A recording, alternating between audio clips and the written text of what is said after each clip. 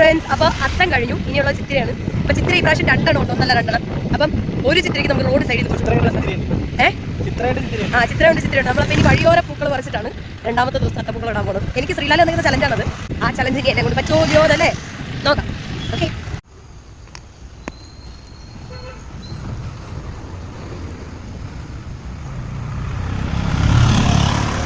നല്ല അടിനാട്ടി കിട്ടുവേ. ഇറങ്ങിയേക്കാം. ആ ചേച്ചി അവിടെ നോക്കുന്നത് അടിക്കാൻ കമ്പെടുക്കാനാണ്.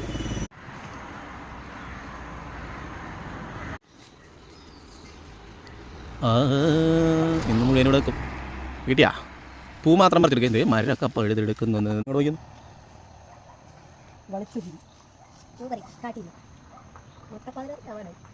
പക്ഷേ അത് വട്ടാ പകലടി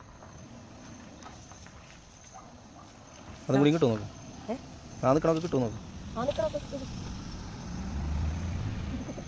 ആരത് പുള്ളി നോട്ടം കണ്ടാ തോന്നും ഇത് ആളെ വീടിനും മറുത്തിക്കണം വരുന്നു.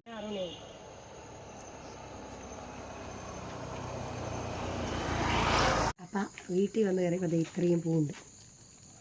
ചെമ്പരത്തിയും കമ്പരത്തിയും കുമ്പരത്തിയും ഒക്കെ ഉണ്ട്. ഇതെല്ലാം കൂടെ കൊണ്ട് ഫ്രിഡ്ജിൽ വെക്കണം.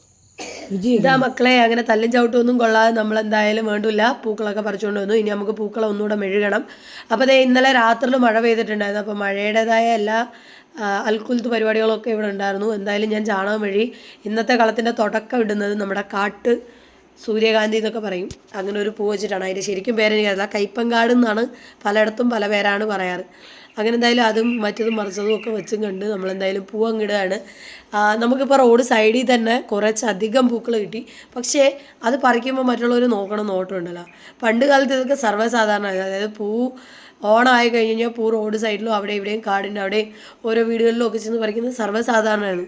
ഇപ്പോൾ എന്തോ അത് കാണാത്ത കാഴ്ച പോലെയാണ് എല്ലാവരും കണ്ടു നിന്നത്, നോക്കണതും ഒക്കെ. അപ്പോൾ എനിക്ക് ഭയങ്കരമായിട്ട് ശരിക്കും പറഞ്ഞാൽ ചിരിയാണ് വന്നത്. കാരണം അവരൊക്കെ എത്രയോ കാലങ്ങൾ മറന്നു കളഞ്ഞേക്കുന്നു എന്നുള്ളൊരവസ്ഥയായിപ്പോയി. എന്തായാലും വേണ്ട, നമ്മളെന്തായാലും ആ കാലം ഒന്നും മറക്കാൻ പോകില്ലപ്പാ. അതുകൊണ്ട് നമ്മൾ നമ്മുടേതായ കളങ്ങൾ ഇതുപോലെ വെറൈറ്റി ആയിട്ട് എന്തെങ്കിലുമൊക്കെ പരിപാടി ഒപ്പിച്ച് തന്നെ ഇടുകയുള്ളൂ. എന്തായാലും ചെമ്പരത്തിപ്പൂ മാത്രം നല്ല വാടിയിട്ടുണ്ടായിരുന്നു കേട്ടോ. അപ്പോൾ അത് ഞാൻ അരിഞ്ഞാണ് ഇട്ടത്. എല്ലാ പൂക്കളും ഞാൻ ഇട്ടു. പിന്നെ ഈ പറഞ്ഞ പോലെ മാങ്ങാനാറി അല്ല എന്താണ് ഇതിൻ്റെ പേര് അറിയില്ല, കോളാമ്പി. അപ്പോൾ കോളാമ്പി മാത്രം ഞാൻ ഓരോന്നിൻ്റെയും നടുക്കായിട്ട് വെച്ച് കൊടുത്തു. അപ്പോൾ ഇത്രേ ഉള്ളൂ ഇന്നത്തെ കളം. Okay, by.